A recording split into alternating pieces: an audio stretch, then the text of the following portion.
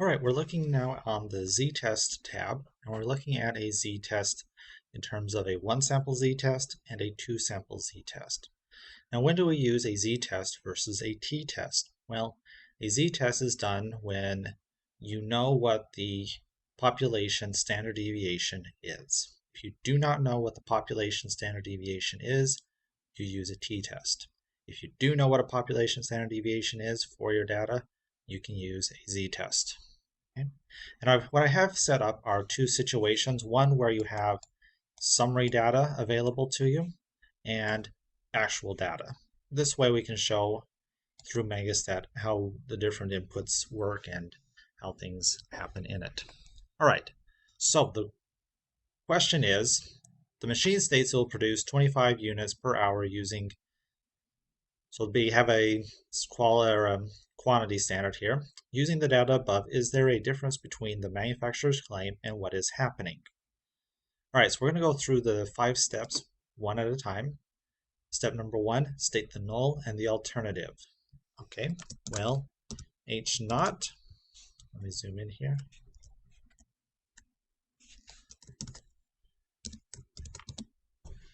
Well, what do we have here? Is there a difference? Meaning, are they the same or are they different? Same would be an equal sign. So mu of 1 is equal to mu of 2. In this case, mu1 happens to be, let's say, 25 units. Is it the same as, what do we have for an average here? 23. And then, of course, the opposite.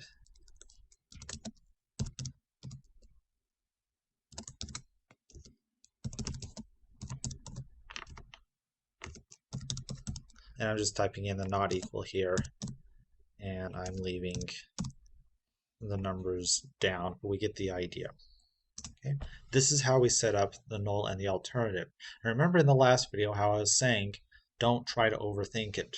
They're going to be keywords. In this case, it's the difference, which is basically saying, are they the same or are they different? So it's going to be one of these two, and you just set it up exactly how I showed you in the 5 steps tab. Okay.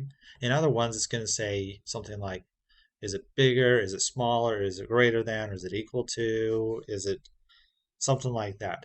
If the question does not say equal to or the same as or some sort of catchphrase like that, it's probably going to be telling you the alternative, and then you go straight to the null.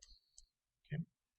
Critical value, we're just going to say for most of these examples, the 95% confidence interval or 0.05.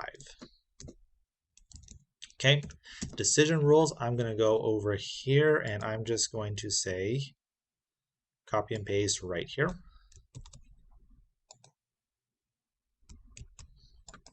So I'm going to be using the p-values for most of these examples.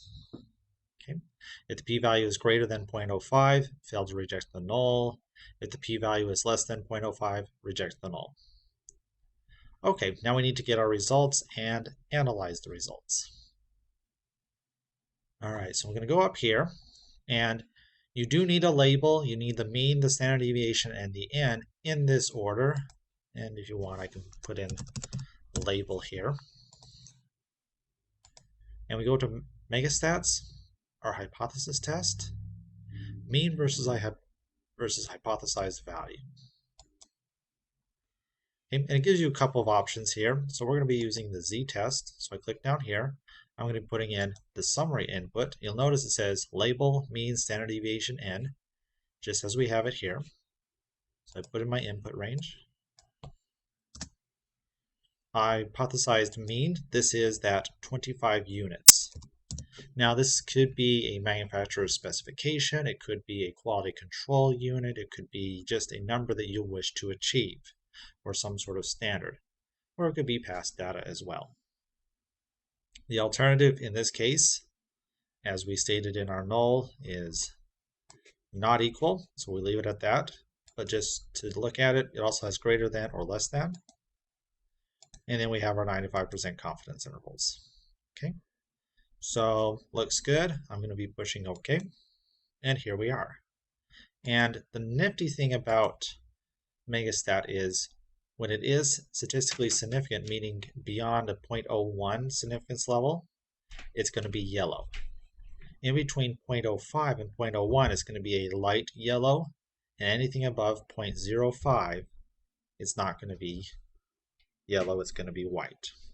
So the yellow helps see what's going on. All right, so in this case, it is definitely different. So our p-value is basically 0. That's what that's saying. So going back to our decision, if the p-value is greater than, well, that's not it. If the p-value is less than 0.05, we reject the null. So our results are we reject the null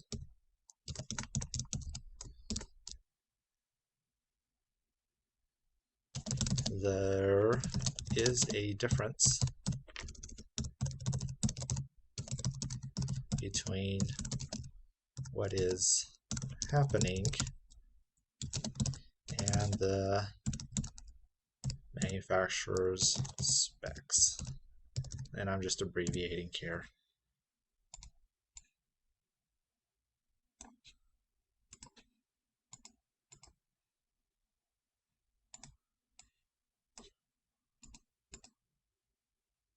Okay. So analyze the result. So there is a difference. The machine is not producing as much as it should. Okay. Meaning, in this case, the mean is 23, the standard deviation is 0.05. That's big enough to where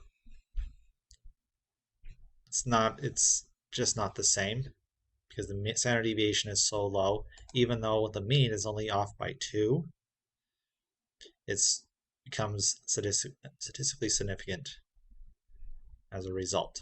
So the machine is not living up to the manufacturer's specs. Either something's wrong with the machine, operator's not operating it correctly, there is a problem somewhere within this machine.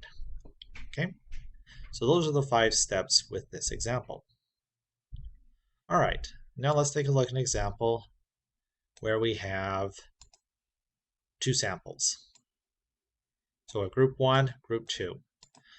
So 2 classes of students took a test. Did group 1 do better than group 2? Well, better would imply a greater than or less than. So did group 1 do better than group 2? Well, in terms of algebra or simple math, it would be is G1 greater than G2? So that's going to be the alternative.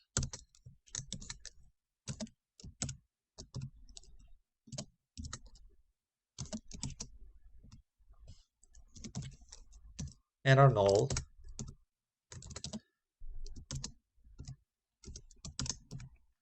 will be as follows.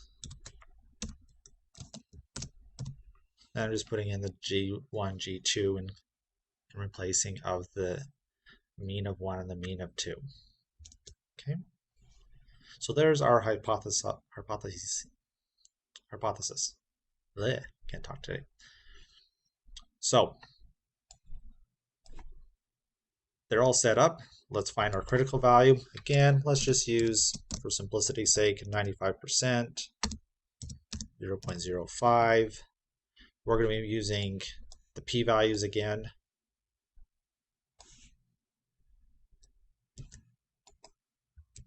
But also, let's use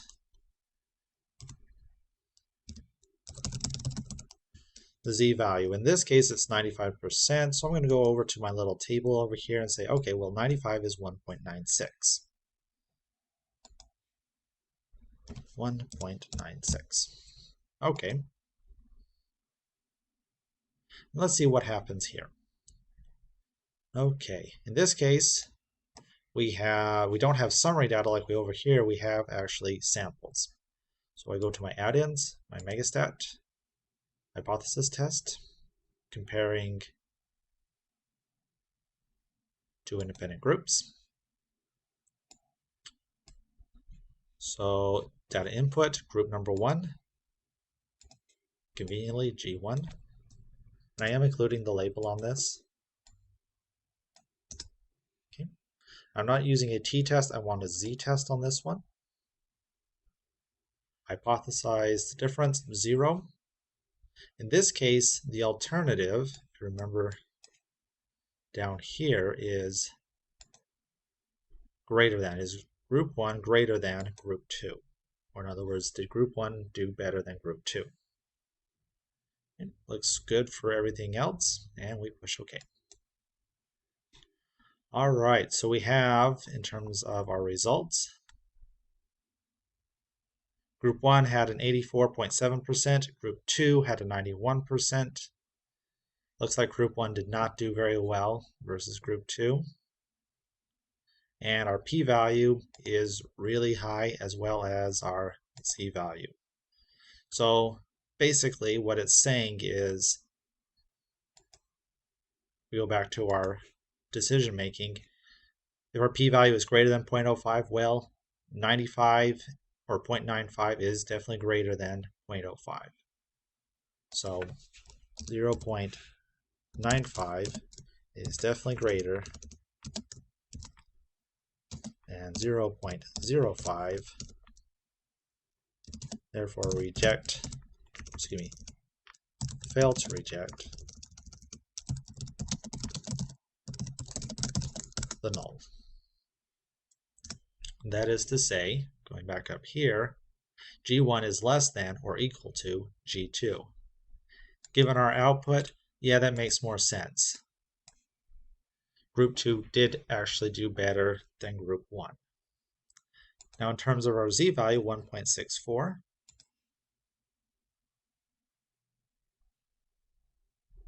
Yep. Negative 1.64 is less than 1.96. Again,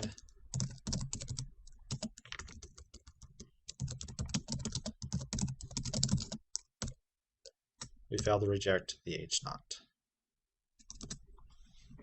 Oops, I should have put a space in here.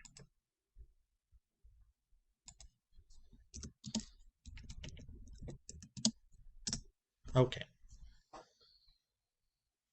So either way you use it or do it, whether it be with the z values or with the p values, you're going to get the same result no matter which way. P values I find are the simplest because you don't have to look up an extra number. You base it off 95% or 0.05. In this case, what do we analyze? Group 1 did worse than Group 2. Their test scores were lower. Now, in setting this up, this is just an example, so intentionally I wrote it so that it would be very obvious and very pronounced one way or the other. But in this case, what would normally have happened is you've taken the data, you would have found the means between the two of them, which would be 84.7 and 91, and said, well, is G2 or Group 2 significantly higher than Group 1? Changing the question and thereby changing the results. Okay. So that's something to try out in your free time or to practice. Change the question around and say, well, did G2 do better than G1? Next video, we're going to be looking at the t-tests.